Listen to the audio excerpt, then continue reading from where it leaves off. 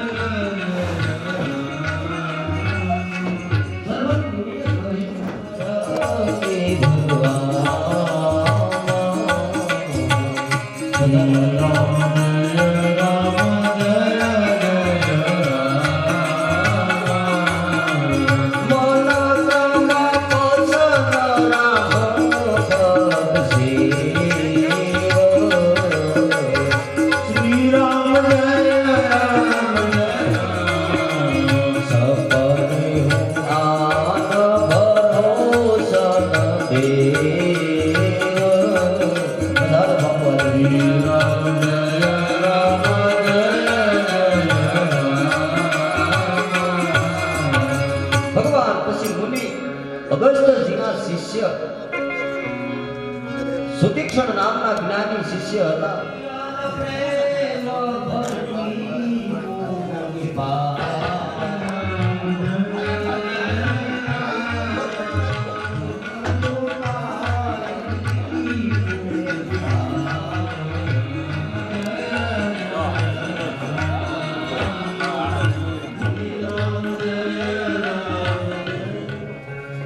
હે સ્વામી, જે લોકો આપને સગુણ નિર્ગુણ અને સૌના હૃદયમાં રહેનારા અંતર્યામી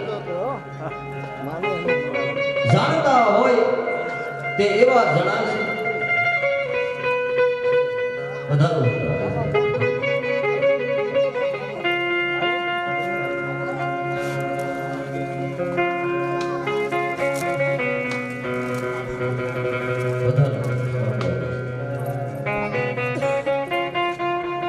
મારા હૃદયમાં તો કૌશલપતિ કમલ નયન શ્રી રામ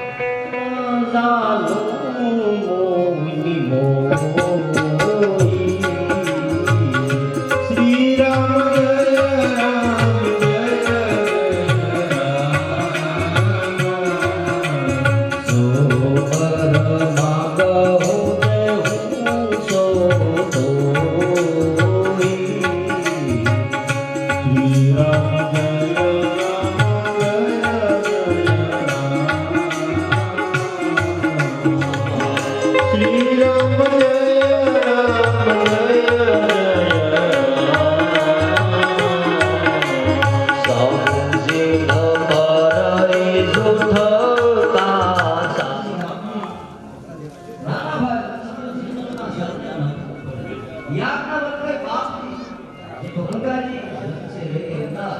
ધીરજ તુમી કી આશા કરે ये एवा भारद्वाज मुनिए યાજ્ઞ વલ્લભમાં એક વર્ષ આપણને કંઈક સંકેત કરાવે છે કે કોઈ સત્પુરુષના કોઈ સંતના કોઈ સિદ્ધિ કરવા પડે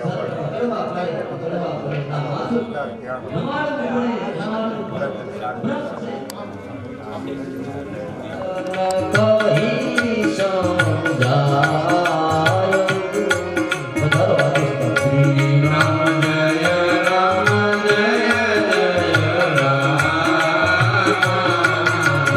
રામ જય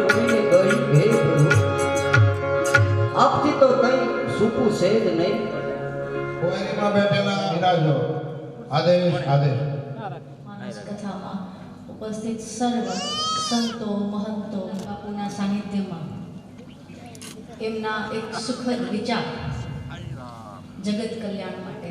આમ તો સાધુ જો કથાનું આયોજન રાખે તો આપ જે અહીંયા ઉપસ્થિત છો ને એ બધાના માટે, કેમ કે એના માટે તો એનો નિયત ભજન એનો ધૂણો કાફી હોય છે. આવા આયોજનો કથા કહેવી આ પરંપરા સનાતન હિન્દુ ધર્મની પ્રાચીન છે. સનત કુમારો પણ કથા કહેતા અને સારા સારા રાજવી ઋષિઓ પણ કથા સાંભળતા, અને આ કથા આજથી નહીં સદીઓથી ગવાતી આવે છે. અને હજી આ સૃષ્ટિ રહેશે ને ત્યાં સુધી આ કથા કરાતી જ રહેશે. રામાયણના વાર્તા બધાને ખબર છે. રામ હતા, દશરથના દીકરા હતા. કથાનો રસપાન શું કામ? કથા સાંભળવા અને કથા કહેવાનો વારંવારનો લાભ માત્ર એટલો છે કે જેટલી વખત આ કથા સાંભળવામાં આવે છે ને એટલી વખત આપણને કંઈક નવું જ્ઞાન આપે છે. એટલે આ કથા ક્યારેય જૂની થતી જ નથી અને એટલે જ સદીઓથી ગવાતી આવે છે. રોજ ભગવદ્ ગીતાનું અધ્યયન કરો ને તો રોજ ગીતામાંથી કંઈક નવું જાણવા મળે. તો કથામાં આવનારો જાગ્રત હોય તો તમને કથામાંથી કંઈક નવું મળશે ને, નતર તો આ વાર્તા તો બધાને ખબર જ છે. જાગ્રત શ્રોતા કંઈક ને કંઈક પ્રાપ્ત કરશે. શાસ્ત્રો તો એવું કહે છે કે કથાનો એક શબ્દ પણ જો કાને પડે તો જીવનના અઢળક પાપ ધોવાઈ જાય છે. એટલે પણ વ્યક્તિએ કથામાં પોતાનું તન મન ધન બધું વર્તમાનમાં અહીંયા ઉપસ્થિત રહી અને કથાનું રસપાન કરવું જોઈએ. એવી રીતે નહીં કે કથામાં અહીંયા બેઠા છે, મન ઘરમાં કામકાજમાં લાગેલું છે, વાડીના કામમાં લાગેલું છે, તો એવી કથા સાંભળવાનું કોઈ ફળ મળશે નહીં. બીજું એક, સૌ કથા સાંભળવા આવશો, રોજ કથા સાંભળશો, પૂર્ણાહુતિ થાય ને જ્યારે કથાની, તો હર કથાના શ્રોતાએ કોઈ એક સંકલ્પ લેવો જરૂરી છે. નિયમ જેને કહેવાય કે ભાઈ આ મેં કથા સાંભળી મારા જીવનમાં, કેશવનાથ બાપુને અહીંયા જ્યારે કથા થઈ હતી ને, મેં આ એક કથા સાંભળીને એમાંથી હું આ એક સંકલ્પ લઈને જાઉં છું. આ કથા મંડપમાં જ્યારે છેલ્લા દિવસે પૂર્ણાહુતિ કરીને બહાર નીકળો ને તો કોઈ એક સંકલ્પ લેજો. પછી ખાલી પાણી પીતા પહેલા રામ રામ બોલવાનો હોય તોય ભલે, બરાબર, કે રોજ ચકલાને મુઠ્ઠી ચણ નાખવાનો હોય તોય ભલે, પણ એવું એક નિસ્વાર્થ કામ, કૂતરાને રોજ રોટલો નાખીશ અને પછી જ ખાઈશ, ગાયને રોટલી દઈશ પછી જ જમીશ, આવો કોઈ એક નાનકડો યથાશક્તિ તમે જેનું પાલન સો સદે એક જાય, તો કોઈ એક નિયમ લેશો અને જીવનભર એનું પાલન કરશો ને તો એ ગ્રહસ્થોના જીવનમાં તપસ્યા થઈ ગઈ. કેમ કે જ્યારે મોઢામાં બટકું નાખીશ ભગવાનનું નામ લેવાનું છે યાદ આવશે ને, બરાબર. તો આ ગામમાં રોજનો નિયમ, સાંજે આખું ગામ ભેગું થાય અને રોજ સત્સંગ સંભળાવે, ભગવાનની વાતો કરે, જીવનમાં એને કેમ ઉતારવી એના રસ્તા બતાવે. સાધુનું તો જીવન માર્ગદર્શન આપે બધાને, બરાબર. ગુરુ શું છે? રસ્તો બતાવે. તો એ સાધુ એ કાર્ય કરતા. એ ગામમાં એક ચોર એ હતો. ચોરનું કામ ચોરી કરવી, એનો બિઝનેસ છે. હવને પોતાના ધંધાની બરકત જોતી હોય ને, ચોરને જેમ થાય કે ભાઈ જાજી ચોરી કરું અને જાજો માલ એકઠા થઈ જાય તો રિસ્ક. એને એટલી માસ્ટરી લઈ લીધી કે ક્યારેય પકડાણો નહીં. રાજાને ખબર, ગામને ખબર, પણ કાંઈ પુરાવો મળે નહીં, કોઈ દી પકડાય નહીં, બરાબર. પછી એને એના દીકરાને તૈયાર કર્યો. તમારી ઉંમર થવા માંડે તમે તમારા છોકરાને ઘડો ને કે ભાઈ આ આપણો ખાનદાની ધંધો છે, ખેડૂત એના દીકરાને ખેતી શીખડાવશે, બરાબર. તો ચોર એના દીકરાને ચોરી શીખડાવી, એમાં તને બધી કલા તને શીખડાવે, કોઈ દી કોઈ તને પકડી ન શકે. એ આવડતની વાત છે ને. પણ એક ભૂલ કોઈ દી કરતો નહીં. તો કે બાપુજી શું? કઈ ભૂલ ન કરું? આપણા ગામમાં જે ઓલા બાપુ છે ને એ રોજ પ્રવચન કરે છે, રોજ સત્સંગ કરે છે. ભૂલથી એનો એક શબ્દ કાને પડે ને એવું કરતો નહીં. એનો સત્સંગ તારે જીવનભર સાંભળવાનો નથી. જુવાન દીકરાને આમ સલાહ દો ને એટલે હા બાપુજી કરીને માની તો લે, પણ એને એમ થાય કે એક લીટી સાંભળવાથી શું થાય? મને તો આવડે જ છે, મારા બાપુને તો ગુણ મારા બધા જ છે, હવે એક શબ્દથી શું ફેરફાર પડી જાય? તો એક દિવસ એ રસ્તા ઉપરથી હાલતો હતો, બાપુ સત્સંગ કરતા હતા. સત્સંગની વાત હતી શું કે ભાઈ બધાનો પડછાયો છે ને, મનુષ્યનો પડછાયો પડે અને પડછાયા ઉપરથી આપણે સમય, આપણા વડવાઓ સમય નક્કી કરી લેતા.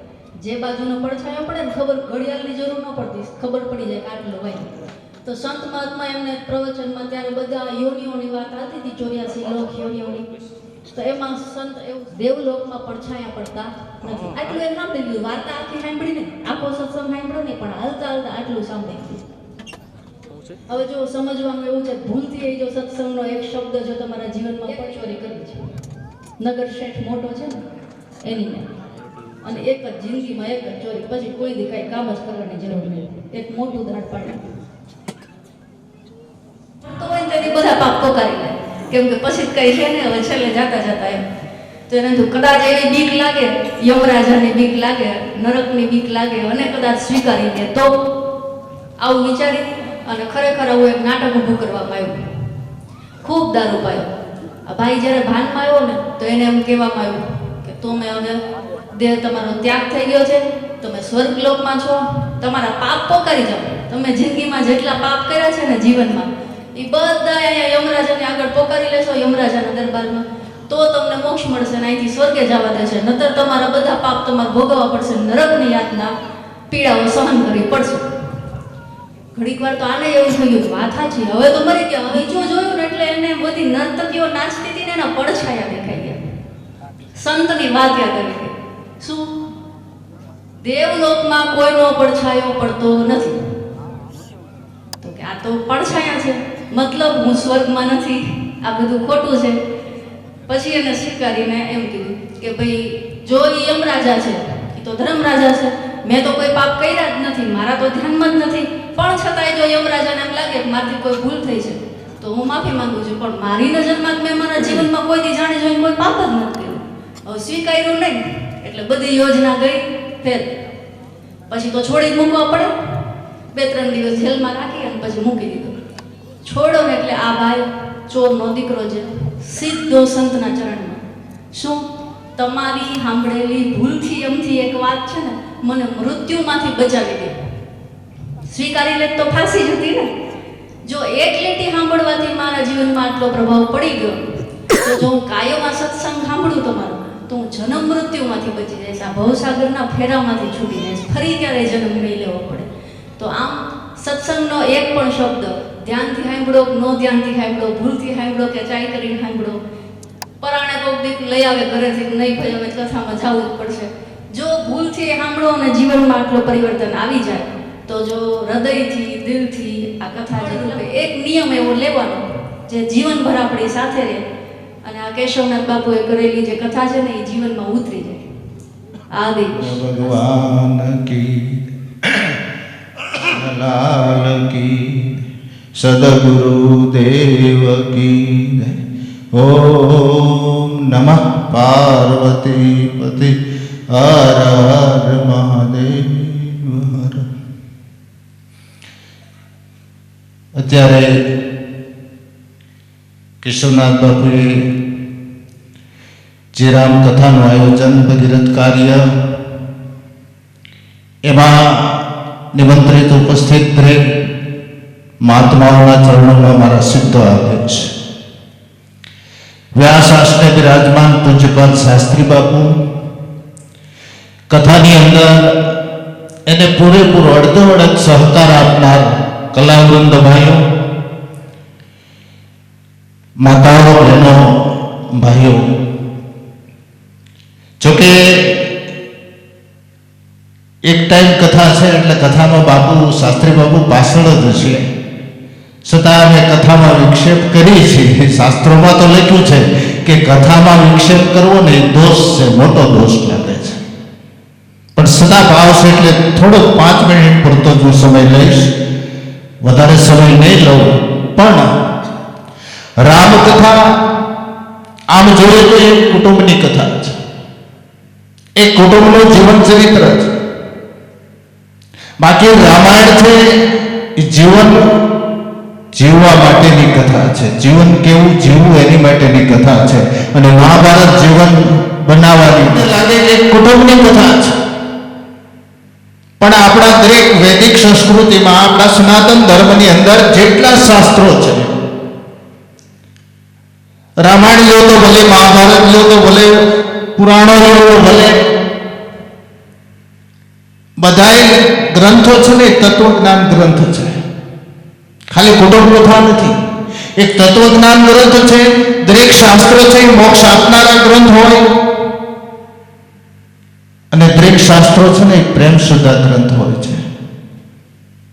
હા, હું સંક્ષેપમાં વાત લઈશ. તમને એમ થાય કે રામાયણ છે એક કુટુંબની કથા છે. નહીં, રામાયણ એક તત્વજ્ઞાન ગ્રંથ છે. રામાયણમાંથી મારે તમારે કંઈક સમજવાનું છે, કંઈક જાણવાનું છે, કંઈક પ્રાપ્ત કરવાનું છે. એક જ પ્રસંગ નાનો એવો લઈશ. જ્યારે ભરતજી ભગવાન ચિત્રકૂટમાં હતા ત્યારે મળવા જાય છે. હા, હું ટૂંકો સંક્ષેપમાં વાત કરી નાખી. ભરતજી મળવા જાય છે. ભલે લક્ષ્મણજી ભરતજી માટે બહુ બોલ્યા હતા, સેના લઈને આવે છે તો કડવી વેલને કડવા તુંબડા ઘણું બોલ્યા, કટુ શબ્દ બોલ્યા લક્ષ્મણજી ભરત માટે. રામને ગમ્યું નહોતું. અને ભરતજી જ્યારે આવે, દંડવત કરતા કરતા પાછળના ભાગમાંથી આવે છે અને લક્ષ્મણજીનું ધ્યાન ગયું, અને લક્ષ્મણજી એટલું કહ્યું, પરમાત્મા ભરત આવે છે, ભરત આવે છે. આ શબ્દ સાંભળ્યા ભગવાન ઉઠ્યા અને દોડી અને ભરતને બધ ભરી લીધી, પેટી પીડા. તુલસીદાસજીએ કલમ નીચે મૂકી દીધી. ભગવાન ક્યાં રસ્તેથી ગયા ભરતને મળવા માટે, તુલસીદાસજીને દેખાણું નહીં. એટલી ઝડપે ગયા કે એને ખબર ન રહી. પણ ત્યાં હનુમાનજીએ ચોપાઈ લખી, કહ પટ કહ નિસંગતનું ધીરા. ભગવાન જે રસ્તેથી ગયા ને ત્યાં ચાર વસ્તુ પડી ગઈ. કહ પટ કહ નિસંગતનું ધરા. ધનુષ્ય પડ્યું, બાણ પડ્યા, ભાથો પડ્યો અને વલ્ક પડ્યું. આ ચાર વસ્તુ પડી અને જે ચાર વસ્તુ જે પડી છે એ રસ્તેથી પરમાત્મા ગયા છે. તો આનો અર્થ તુલસીદાસજીએ છે ને તત્વજ્ઞાન ઉપર લીધો છે, આધ્યાત્મિક અર્થ છે. ધનુષ પડ્યું એનો અર્થ છે બર વિજ્ઞાન કઠિન કો દંડા. જ્ઞાન નહીં, વિજ્ઞાન. જેના જીવનની અંદર જ્ઞાન ચરિતાર્થ થઈ જાય, જેના જીવનમાં જ્ઞાન આચરણમાં મુકાઈ જાય ને પછી એને વિજ્ઞાન એટલે રૂપ બધાની અંદર એને પરમાત્મા દેખાવા મળે. અને જેનું જ્ઞાન ચરિતાર્થ થાય એને બધાની અંદર પરમાત્મા દેખાવા મળે. એટલે તુલસીદાસજીને લખવું પડ્યું કે સિયા રામ મય સબ જગ જાની કરાવું પ્રણામ જોરી જુગ પાની. એને આખું વિશ્વ સીતારામને લાગ્યું. તમે રામાયણના શરૂઆતમાં પદ્ય વિભાગમાં જોજો, બધાને વંદન કર્યા. જેનો જ્ઞાન ચરિતાર્થ થાય એને પરમાત્મા દેખાવા મળે. પછી બાળ પડી ગયા એનો અર્થ હું કર્યો કે સંયમ નિયમ શૈલી સુખ નાના. જેના જીવનમાં જ્ઞાન ચરિતાર્થ થાય ને પછી એના જીવનની અંદર સંયમ નિયમ પ્રગટ થાય. આ તમે જો સંયમ નિયમ એટલે હું હાવ ટૂંકી વાત કરું, હાવ સંક્ષેપમાં હું વાત કરી નહીં. લેવલની 18 વર્ષની ઉંમર હતી અને કુંભારણાએ લેવલને પૂનમના અજવાળે જોયું, રૂપ જોયું, મોહિત થયો અને એના બાપ પાસે માગું નાખ્યું. અને લેવલ બહારથી આવી એના બાપુને પગે લાગીને સામે ઉભી રહી. એના બાપના મોઢા ઉપર દુઃખની રેખા જોઈ. એટલે લેવલે એટલું કહ્યું, પિતાજી હું તમારી દીકરી છું, હું બહાર જાઉં છું, આવું છું, તમને ન ગમતું હોય, તમારા મોઢા ઉપર દુઃખની રેખા છે, મને બતાવો તમારા અંદર દુઃખ ક્યું પડ્યું છે. કે બેટા મને લેશ માત્ર દુઃખ નથી. નહીં, તમારું મોઢું ક્યાં છે, મને બતાવો. અને તેથી એના બાપે એનું કહ્યું, બેટા બીજું કોઈ દુઃખ નથી, તારું માગું કુંભારાણાએ નાખ્યું છે. અને તેથી લેવલ હસવા મળી, પિતાજી આને દુઃખ ન કહેવાય, આજની તો કાલ તમારે મને હારે વળાવવી પડશે. આને દુઃખ કહેવાય કે દીકરી સાંભળ તો ખરી, તારી ઉંમર 18 વર્ષની છે અને એની ઉંમર 80 વર્ષની છે, હું કઈ રીતે આ પાડું. કે પિતાજી હું તમને કહું છું ને તમે હા પાડી દો. ઈ દીકરીને મોહ હોય, જેને સંસારનો મોહ હોય ને એને દુઃખ હોય, મારે કોઈ સંસારનો મોહ નથી, તમે હા પાડી દો.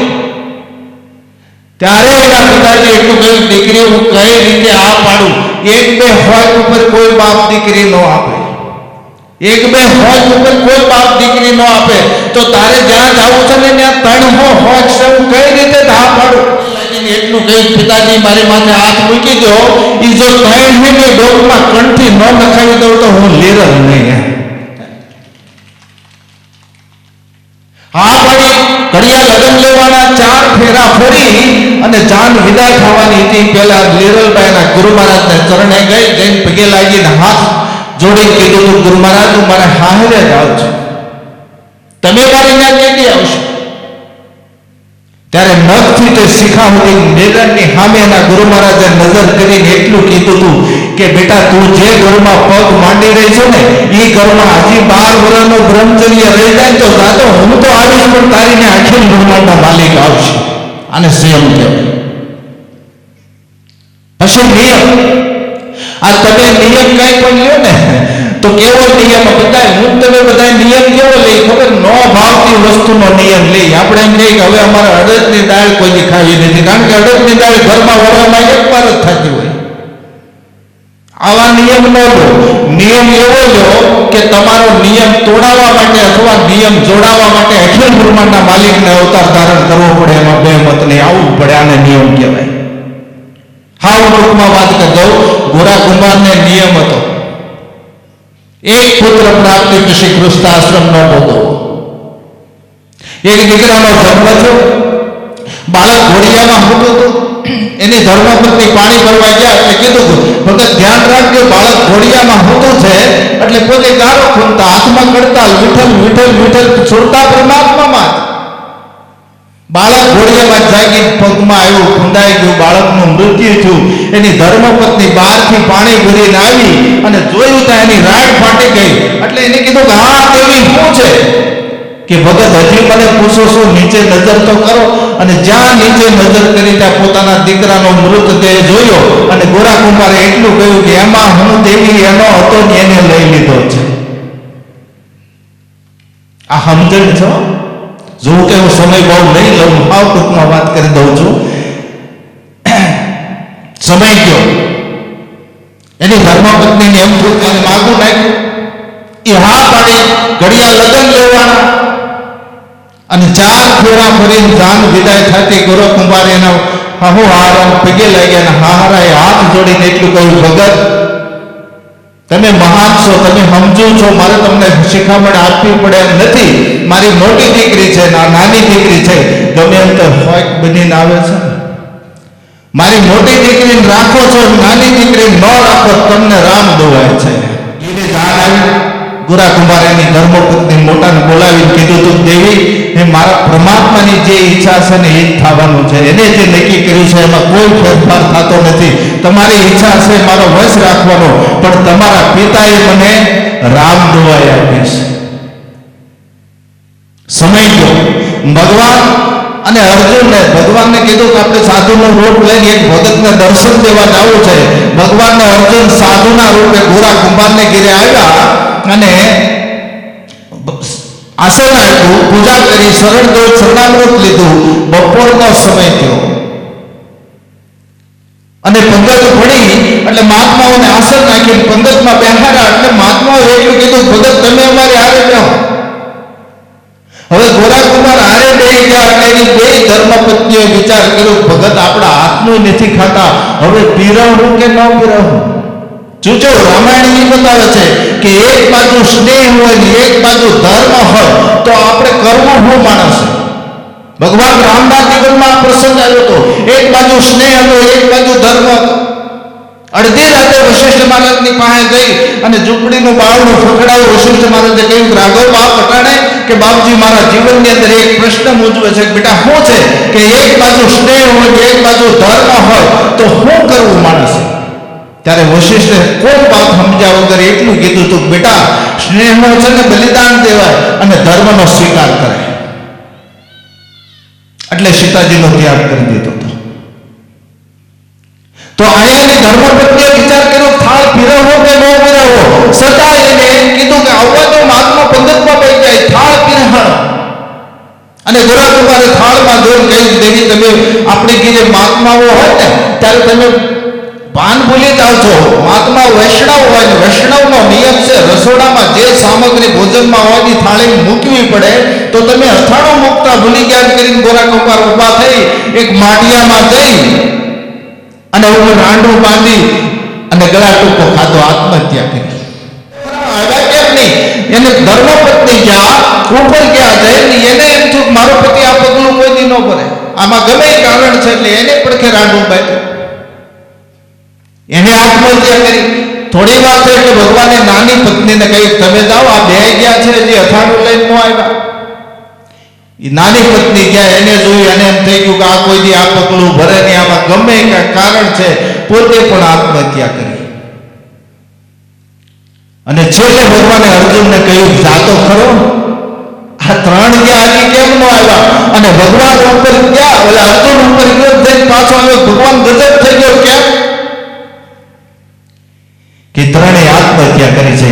ભગવાન અર્જુન આરે જઈને ત્રણેયને નીચે ઉતારી અને ત્રણેયને જીવનદાન આપીને ભગવાને કીધું તું ગોરા આજથી તારો નિયમ તૂટી ગયો, હવેથી તું ગૃહસ્થ આશ્રમ ભોગવજે, તારો પુનર્જન્મ થયો છે, નવો જન્મ થઈ ગયો. આને નિયમ કહેવામાં આવે. કા નિયમ તોડાવવા માટે આવે અને કા જોડાવવા માટે આવે.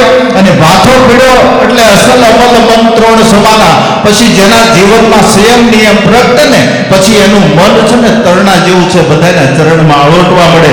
અને શાસ્ત્રોમાં લખ્યું છે જ્યાં વલ્ક પડ્યું, વલ્કનો અર્થ થાય ભગવાન જેટલું એના શરીર ઉપર ધારણ કરે છે ને આ માયા કહેવાય. ભગવાન એના શરીર ઉપર જેટલી વસ્તુને ધારણ કરે અને માયા કહેવાય. તો જેનું જ્ઞાન ચરિતાર્થ થઈ જાય, જેના જીવનમાં સંયમ નિયમ પ્રગટે અને પછી એનું મન છે ને તરણા સમાન થઈ જાય ને પછી માયા છે ને એની મેળે ખરી જાય છે. તો રામાયણ છે ને એક આધ્યાત્મિક ગ્રંથ છે, પણ આમાંથી હું તો કહું કંઈક લેજો, કંઈક ન લેજો કંઈક. રામાયણમાંથી જીવન બનાવવાની કોશિશ કરજો. ભલે ભગવાન મળે કે ન મળે આની કોઈ જરૂર નથી, અને ભગવાન કોઈ ખોવાયેલું તત્વ નથી, હું તને ગોળવા જઈને મળી જાય. પણ આમાંથી જીવન બનાવજો. જીવન બનાવવું એટલે કોઈ દેવી દેવતાઓ કે મહાત્માઓ મારું તમારું જીવન નહીં બનાવી દે. જેની માટે ઉપનિષદ સૂત્ર બોલે કે દેવો પ્રધાન વિધિકા પુરુષા વદંતી. દેવ ઉપર કે ઈશ્વર ઉપર છોડનાર માણસ મૂર્ખ્યો છે. માણસ પોતાનું જીવન પોતાની હાથે જ તૈયાર કરતો હોય તો મારા બાપ જીવન એવું બનાવો કે તમારા જીવતર ઉપર કુદરત ખુશી થઈ જાવ. તો મેં જે બનાવીને મોકલ્યો છે બરોબર જીવી રહ્યો છે એટલું જીવન બનાવો. દીવો પેટાવો, પતંગિયાની મેળે આવશે. જીવન બનાવીને ઈશ્વર તમારું બહારનું ખખડાવશે. અને હું તો ભગવાન ખુશી થાય એટલું જીવન ન બને તો અટાણે વર્તમાન સમય છે ને ભગવાન છે ને એ આપણા મા બાપ છે. ભગવાન છે આપણા મા બાપ છે. તો એટલું જીવન અવશ્ય બનાવજો કે તમારા મા બાપ ખુશી થઈ જવા જોઈએ. મારા સંતાનો જીવે છે બરોબર જીવી રહ્યા છે એટલું જીવન બનાવો. અને તમારી પાસે સમય ન હોય, વિકાસમાં તો યુગ છે, મા બાપ ખુશી થાય એટલું જીવન ન બને તો એટલું જીવન અવશ્ય બનાવજો કે તમારા જીવતર ઉપર પાડોશી ખુશી થઈ જવો જોઈએ, પડખે રહેવા વાળો રાજી થવો જોઈએ કે આ જીવે છે બરોબર જીવી રહ્યો છે એટલું જીવન બનાવો. અને પાડોશી ખુશી થાય એટલું જીવન ન બને તો નથી લાગતો આપણે ધક્કો જ થયો છે, અહીં ખોટી ગળદી કરવા ભેળા થઈ ગયા છે. આવો અવસર મળ્યો તો આ ન બને તો આ કથા સાંભળ્યા પછી કંઈક પ્રાપ્ત કરજો. મેં થોડુંક વધારે પણ લઈ લીધું છે. બોલો સદગુરુ મહારાજ કી જય. શ્રી રામ જય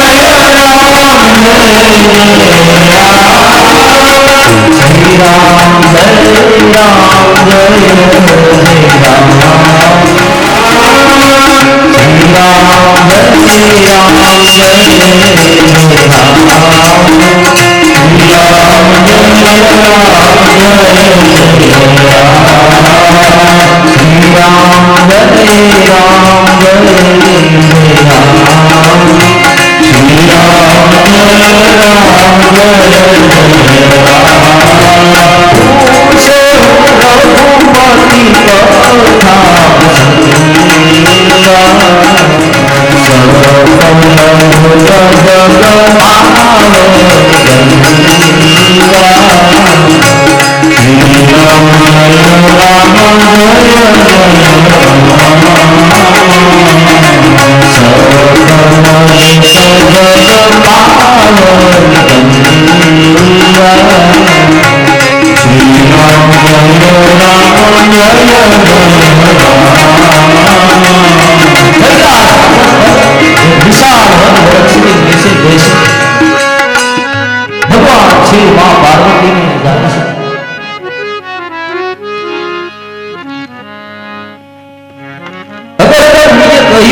કે જે આપ અગમ છો, અનંત છો, એ પણ હું જાણું છું.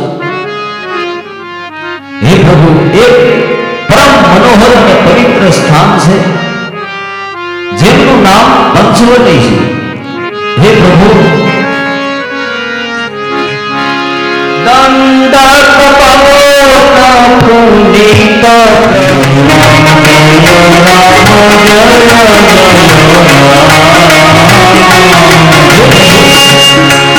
આપ હર કારણે જ્યાં પંચવટી છે ખાલી કેવળ દંડ ઉગાતા એને કહે જે ગૌતમ મુનિના હરાપના કારણે એવું કહ્યું એને એ હરાપનો આપ નિવારણ કરો.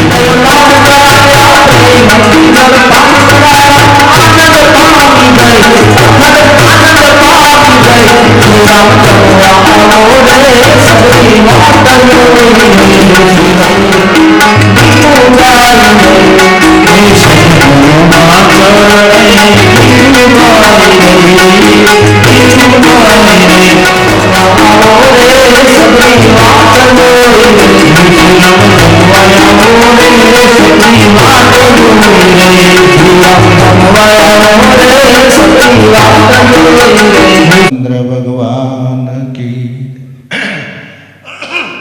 कृष्णलाल की, सदगुरुदेव की.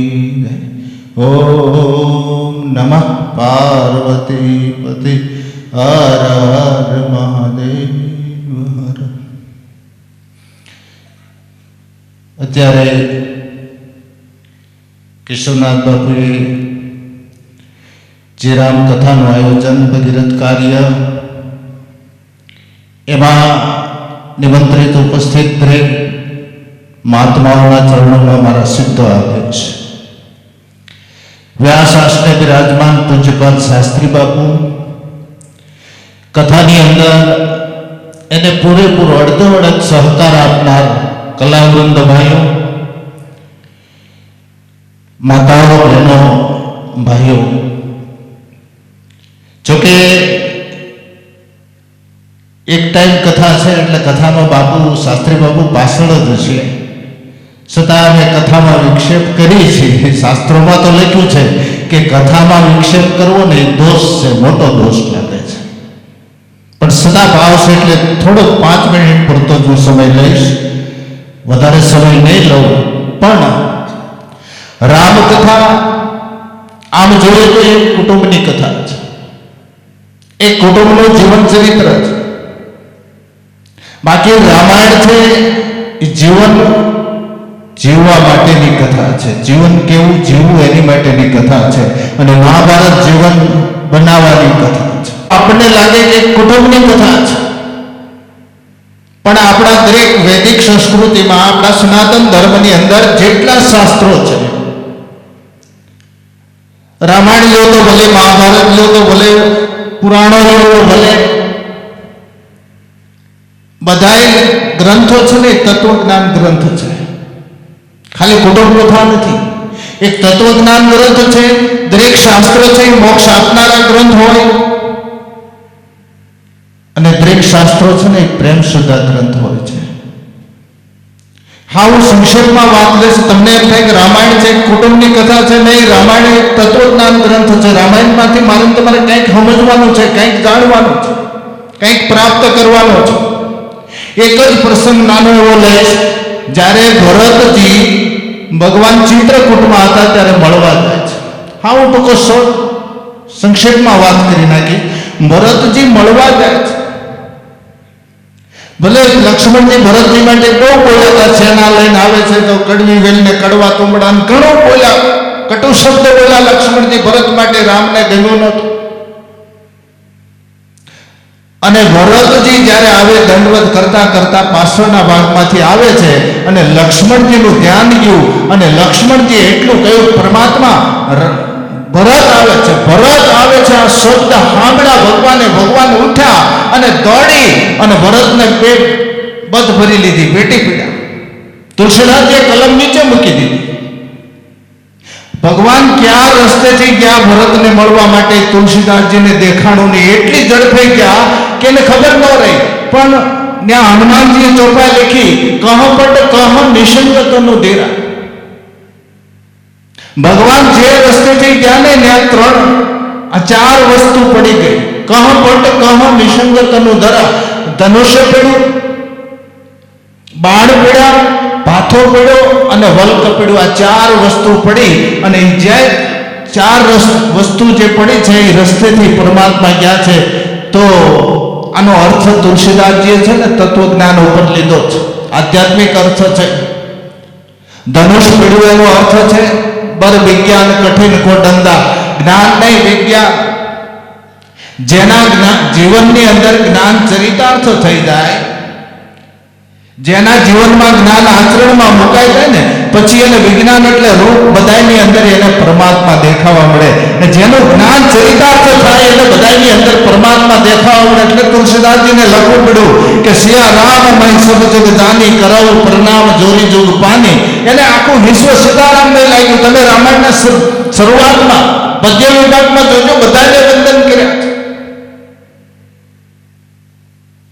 જેનો જ્ઞાન ચરિતાર્થ થાય એને પરમાત્મા દેખાવા મળે. પછી બાળ પડી ગયા એનો અર્થ હું કર્યો કે સંયમ નિયમ શીલી સુખ નાના. જેના જીવનમાં જ્ઞાન ચરિતાર્થ થાય ને પછી એના જીવનની અંદર સંયમ નિયમ પ્રગટ થાય. આ તમે જો સંયમ નિયમ એટલે હું હાવ ટૂંકી વાત કરું, હાવ સંક્ષેપમાં હું વાત કરી નહીં. લેવલની 18 વર્ષની ઉંમર હતી અને કુંભારણાએ લેરલને પૂનમના અજવાળે જોયું, રૂપ જોયું, મોહિત થયો અને એના બાપ પાસે માગું નાખ્યું. અને લેરલ બહારથી આવી એના બાપુને પગે લાગીને સામે ઉભી રહી. એના બાપના મોઢા ઉપર દુઃખની રેખા જોઈ. એટલે લેરલે એટલું કહ્યું, પિતાજી હું તમારી દીકરી છું, હું બહાર જાઉં છું, આવું છું, તમને ન ગમતું હોય, તમારા મોઢા ઉપર દુઃખની રેખા છે, મને બતાવો તમારા અંદર દુઃખ ક્યું પડ્યું છે. કે બેટા મને લેશ માત્ર દુઃખ નથી. નહીં, તમારો મોઢો ક્યાં છે, મને બતાવો. અને તેથી એના બાપે એટલું કહ્યું, બેટા બીજું કોઈ દુઃખ નથી, તારું માગું કુંભારાણાએ નાખ્યું છે. અને તેથી લેરલ હસવા મળી, પિતાજી આને દુઃખ ન કહેવાય, આજની તો કાલ તમારે મને હારે વળાવવી પડશે. અને દુઃખ કહેવાય કે દીકરી સાંભળ તો ખરી, તારી ઉંમર 18 વર્ષની છે અને એની ઉંમર 80 વર્ષની છે. હું કઈ રીતે આ પાડું? કે પિતાજી હું તમને કહું છું ને તમે હા પાડી દો. ઈ દીકરીને મોહ હોય, જેને સંસારનો મોહ હોય ને એને દુઃખ હોય. મારે કોઈ સંસારનો મોહ નથી, તમે હા પાડી દો. ત્યારે એના પિતાજી એટલું કહ્યું, દીકરી હું કઈ રીતે હા પાડું? એક બે હોય ઉપર કોઈ બાપ દીકરી ન આપે, એક બે હોજ ઉપર કોઈ બાપ દીકરી ન આપે. તો તારે જ્યાં જવું છે ને ત્યાં 3 હોજ છે, હું કઈ રીતે હા પાડું? ત્યાં લાગીને એટલું કહ્યું, પિતાજી મારી માથે હાથ મૂકી દો. એ જો 3 મહિને ડોકમાં કંઠી ન નખાવી દઉં તો હું લેરલ નહીં. હા પાડી. ઘડિયા લગ્ન લેવાના 4 ફેરા ફરી અને જાન વિદાય થવાની હતી. પહેલા લેરલબાઈના ગુરુ મહારાજને ચરણે ગઈ, જઈને પગે લાગીને હાથ જોડીને કીધું તું ગુરુ મહારાજ તું મારે હારે જ આવજો, તમે મારી ત્યાં કેદી આવશો?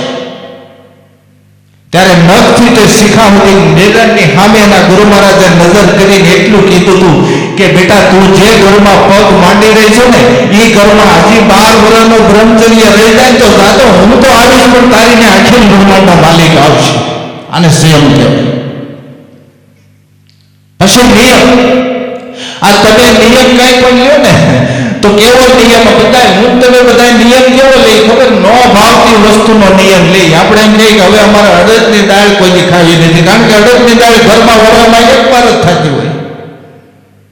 આવા નિયમ ન લો. નિયમ એવો લો કે તમારો નિયમ તોડાવવા માટે અથવા નિયમ જોડાવા માટે અખિલ બ્રહ્માંડના માલિકને અવતાર ધારણ કરવો પડે. એમાં બે મત નહીં, આવવું પડે. આને નિયમ કહેવાય. હાવ ટૂંકમાં વાત કરી દઉં. ગોરા કુંભારને નિયમ હતો એક પુત્ર પ્રાપ્તિ પછી ગૃહસ્થાશ્રમ ન ભોગવવો. એક દીકરાનો જન્મ થયો, બાળક ઘોડિયામાં હતું હતું. એની ધર્મપત્ની પાણી ભરવા ગયા એટલે કીધું ભગત ધ્યાન રાખજો બાળક ઘોડિયામાં હોતું છે એટલે પોતે ગારો ખૂંદતા હાથમાં કરતા વિઠ્ઠલ વિઠ્ઠલ વિઠ્ઠલ છોડતા પરમાત્મામાં. બાળક ઘોડિયામાં જાગી પગમાં આવ્યું, ખૂંદાઈ ગયું, બાળકનું મૃત્યુ થયું. એની ધર્મપત્ની બહારથી પાણી ભરીને આવી અને જોયું ત્યાં એની રાડ ફાટી ગઈ. એટલે એને કીધું કે હા દેવી શું છે? કે ભગત હજી મને પૂછો છો? નીચે નજર તો કરો. અને જ્યાં નીચે નજર કરી ત્યાં પોતાના દીકરાનો મૃતદેહ જોયો અને ગોરા કુંભારે એટલું કહ્યું કે એમાં હું દેવી એનો હતો ને એને લઈ લીધો છે. આ સમજણ છો? જો કે હું સમય બહુ નહીં લઉં, આવ ટૂંકમાં વાત કરી દઉં છું.